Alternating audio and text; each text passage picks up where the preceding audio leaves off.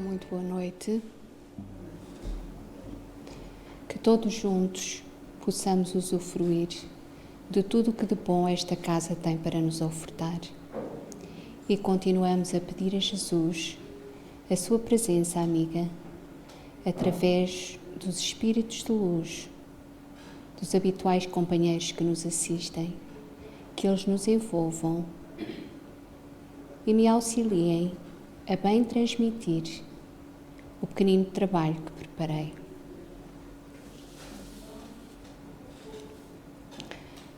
Situamo-nos hoje no capítulo 37 do livro Jesus no Lar, com o título, como já viram, O Filho Ocioso. Naquela noite reportava-se a pequena assembleia a variados problemas da fé em Deus, quando Jesus, tomando a palavra, narrou complacente: um grande soberano possuía vastos domínios, terras, rios, fazendas, pomares, e rebanhos eram incontáveis em seu reino prodigioso. Vassalos inúmeros serviam-lhe a casa em todas as direções. Alguns deles nunca se perdiam dos olhos do Senhor, de maneira absoluta. De tempos a tempos visitavam-lhe a residência, ofereciam-lhe préstimos ou traziam-lhe flores de ternura, recebendo novos roteiros de trabalho edificante. Outros, porém, viviam a bel prazer nas florestas imensas. Estimavam a liberdade plena, com declarada indisciplina. Eram verdadeiros perturbadores do vasto império, porquanto, ao invés de ajudarem a natureza, desprezavam-na sem comiseração. Matavam animais pelo simples gosto da caça, envenenavam as águas para assassinarem os peixes em massa, perseguiam as aves ou queimavam as plantações dos servos fiéis, não obstante saberem, no íntimo, que deviam obediência ao Todo-Poderoso. Vemos então que o grande Senhor, o Todo-Poderoso de que Jesus nos fala, é Deus nosso Pai.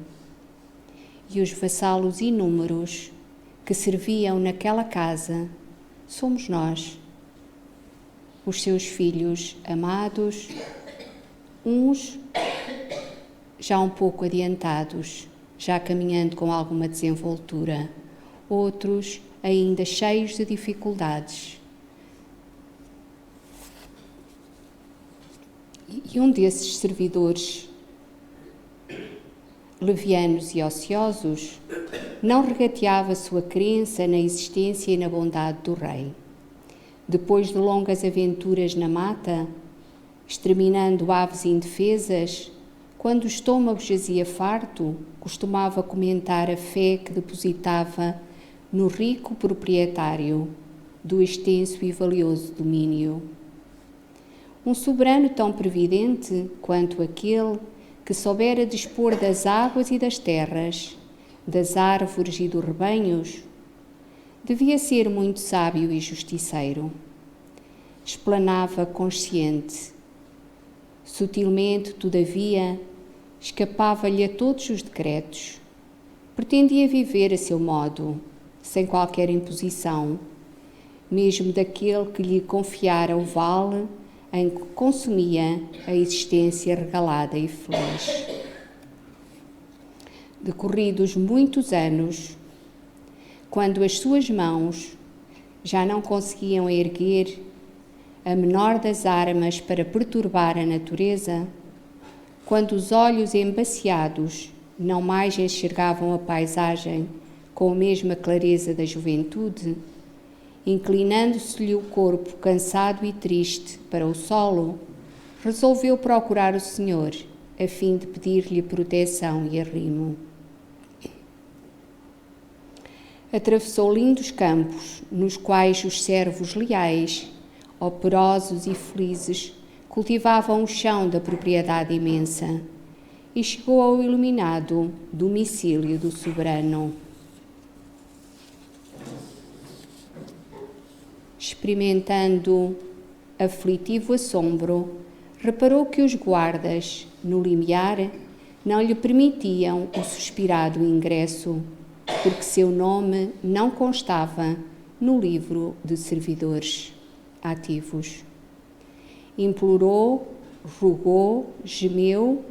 No entanto, uma das sentinelas lhe observou: o tempo disponível do rei é consagrado aos cooperadores. Como assim? Bradou o trabalhador imprevidente. Eu sempre acreditei na sabedoria e na bondade do nosso glorioso ordenador. O guarda, contudo, redarguiu sem pestanejar. Quem te adiantava semelhante convicção, se fugiste aos decretos, às leis do nosso soberano, gastando precioso tempo em perturbar-lhe as obras? O teu passado está vivo em tua própria condição, em que te servia a confiança no Senhor, se nunca vieste a Ele, trazendo um minuto de colaboração a benefício de todos. Observa-se logo que a tua crença era simples meio de acomodar a consciência com os próprios desvarios do coração. E o servo, já comprometido pelos atos menos dignos e de saúde arruinada, foi constrangido a começar toda a sua tarefa de novo, de maneira a regenerar-se. O mestre calou-se durante alguns momentos e concluiu: aqui temos a imagem de todo o ocioso Filho de Deus, o homem válido e inteligente que admite a existência do Eterno Pai, que lhe conhece o poder, a justiça e a bondade, através da própria expressão física da natureza,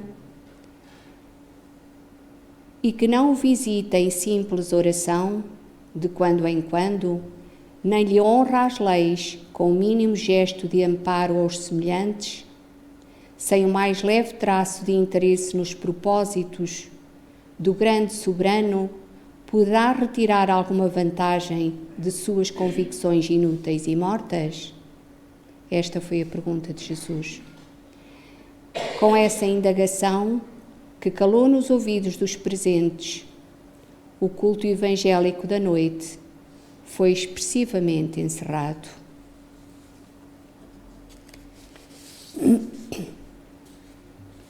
Então, desta fé, sem obras,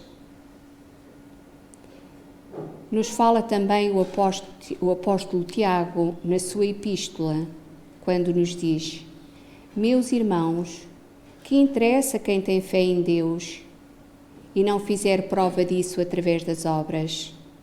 Esse tipo de fé não salva ninguém. E continua: se um irmão sofrer de falta de vestuário ou passar fome e lhe disserem: ide em paz, tratai de vos aquecer e de matar a fome como puderes, e não lhe derem aquilo que precisa para viver, uma tal resposta fará algum bem? Assim também a fé, se não se traduzir em obras, é morta em si mesma. E foi assim que procedeu o filho ocioso e imprudente da história que acabamos de ouvir.